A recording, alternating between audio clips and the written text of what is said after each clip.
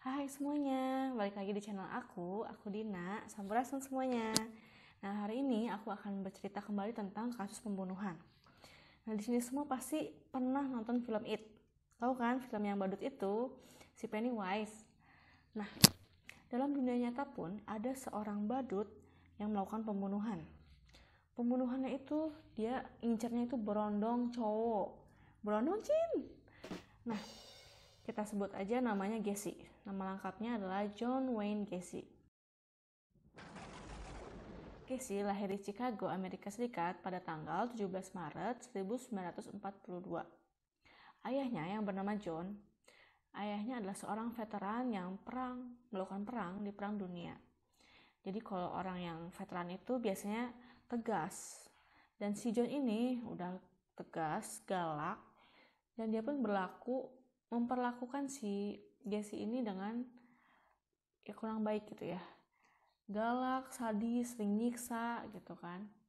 Nah, sebagai contoh penyiksaannya ya, si papahnya si Gacy ini kan punya bengkel. Nah, di bengkel itu adalah etalase gitu kan. Nah, si Gacy datanglah ke bengkel itu, nggak sengaja dia ngeberantakin si etalase bengkel tersebut yang ada oli dan yang lainnya.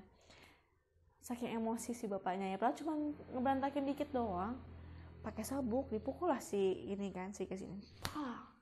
Kayak kuda kali dipecut si bapak. Tega banget si John ini kan. Nah, terus ada hal yang lainnya. Pernah si John ini ngamuk tanpa alasan, kayak cewek lagi mens gitu, tanpa alasan ngamuk. Nah, tanpa alasan gitu kan, tiba-tiba mukul sampai si Gacy-nya pingsan. Si ibunya sampai ngebela ya, si ibunya si Gacy itu kan ngebela, udah dibela gitu, malah diejek si Gacy-nya. Hai, kamu banci ya anak mama kamu ya, apa-apa dibela sama mama kamu. Kayak sinetron banget kan, sinetronnya di SCTV itu kan, ngomel-ngomelnya sadis gitu kan. Nah, udah setelah itu, jadi si Gacy ini tuh, dia disiksa secara mental, secara fisik sama bapaknya gitu kan. Terus dibanding-bandingin lagi sama kakaknya. Jadi si Gacy ini punya 2 kakak perempuan.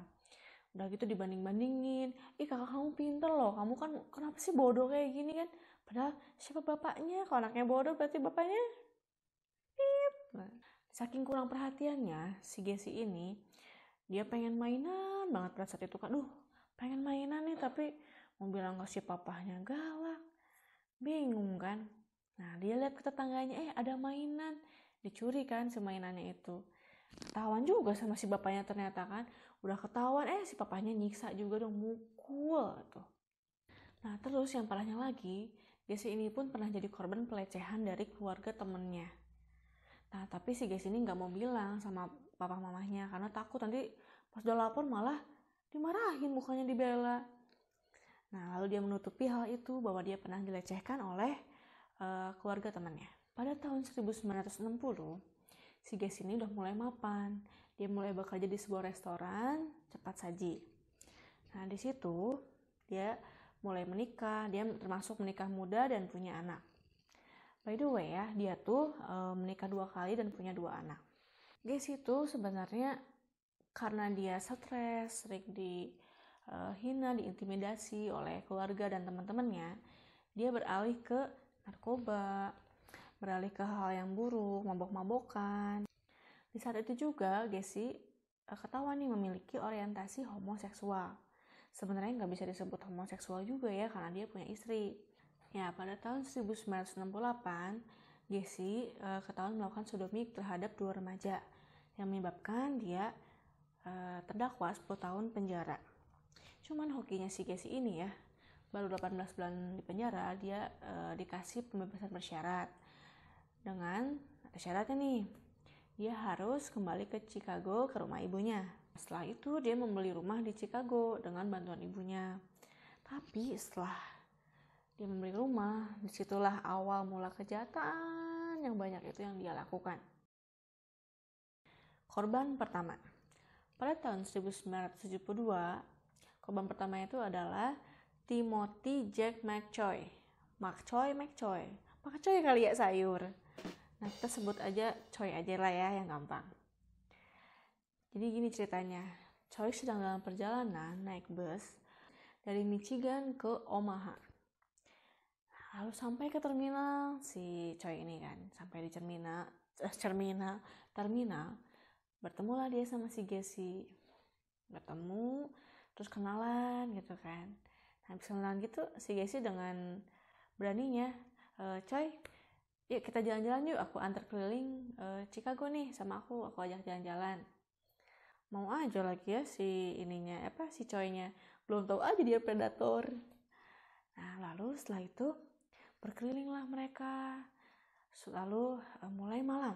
Setelah larut malam, si Gessie ngomong gini sama si Choi, Choi, ini udah malam, gimana kalau kamu nginep di rumah aku?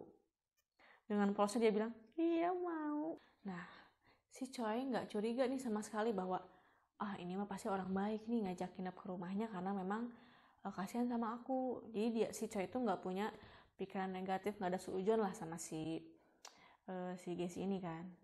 Nah, keesokan harinya, pagi-pagi hari, ketika si Gessie buka pintu kamarnya, si Choi tiba-tiba udah pegang pisau gitu.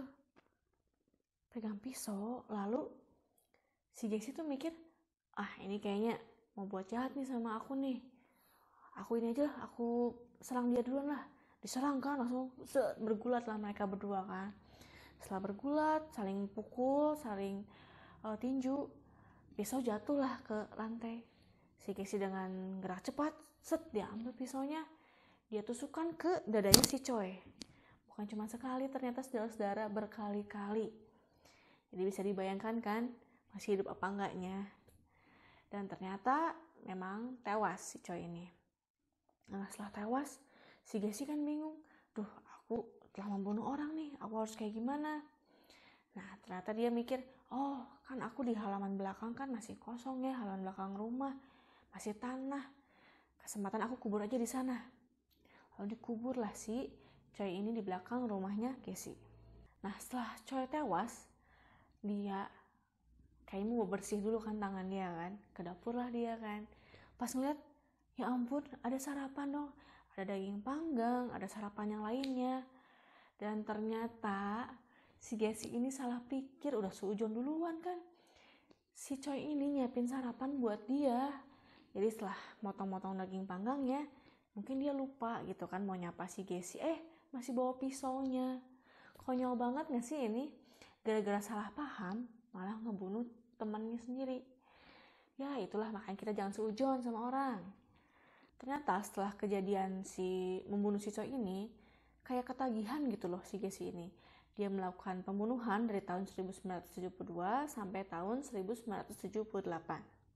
Pada tahun 1975, si Gessie ini bergabung dalam komunitas badut yang bernama Jolly Joker. Jadi komunitas ini ya sambil kerja juga kali ya, menghibur para anak-anak di rumah sakit, menghibur orang-orang di jalanan. Nah, pokoknya kalau ada panggilan, aku butuh badut nih, datanglah mereka si Jolly Joker ini. Nah Gessie ini punya sebutan nih di dalam perkumpulannya yang disebut Pogo the Clown. Pada tahun 1975, karena dia punya pengalaman baru di dunia perbadutan. Nah, si Gessie ini, dia melakukan pembunuhannya dengan cara seperti sulap gitu. Nah, jadi si korbannya diikatkan pakai borgol nih 2 tangan. Nah, lalu tiba-tiba kayak sulap gitu, disihir, langsunglah dibunuh. Jadi mungkin dengan dia ada pengalaman kerja di Jolly Joker ini, dia mikir bosan aku ngebunuhnya gitu-gitu aja. Mungkin ada jenuh juga, jadi dia menggunakan cara pembunuhan yang baru. Dengan teknik pembunuhan dia yang baru, dia mengubur semua korbannya di ruang bawah tanah dia. Tetapi menurut penyelidikan, ternyata dia itu korbannya tuh nggak semuanya di ruang bawah tanah, ngebuangnya juga di sungai. Nah, sekarang kita akan bahas tentang aksi terakhir Gessie.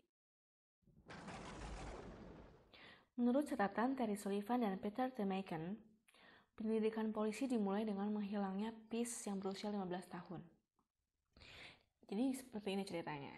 Si Peace ini akan melamar di tempat kerjanya si Gessie. Jadi si Peace ini izin sama mamahnya kan. Mah, aku izin dong mau ngelamar di restoran cepat saji itu. Dan aku akan diwawancarai dengan seorang yang bernama Gessie. Si mamanya mengizinkan. Setelah menunggu lama, si mamanya mikir, kemana ya si Gessi kok nggak pulang-pulang. Nah, setelah itu mamanya khawatir, dia datanglah ke restoran cepat sajinya si Gessi ini. Nanya-nanya, kemana ya anakku? Nah, terus si Gessi bilang nggak tahu. Setelah dilakukan wawancara, nggak tahu kemana si Gessinya. Nah, karena mamanya khawatir, dilaporkanlah ke polisi dan dilakukan penyelidikan. Polisi menduga bahwa Gessi lah yang membunuh, tapi dengan berkelit, si Gessi ini menyebutkan bahwa aku nggak bersalah. Nah, sampai dilakukan penyelidikan yang sangat panjang. Nah, si Gessi ini pinter banget nih dia, licik juga nih otaknya.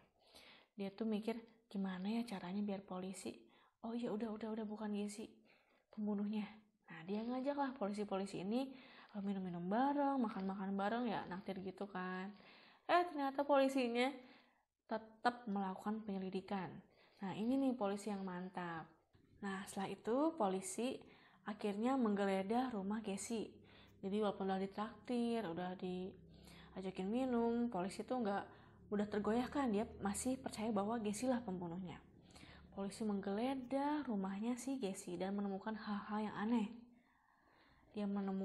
Polisi menemukan baju yang kecil, pelukan kecil, lalu menemukan buku-buku tentang homoseksualitas, buku-buku pedofilia, menemukan banyak hal lainnya yang aneh.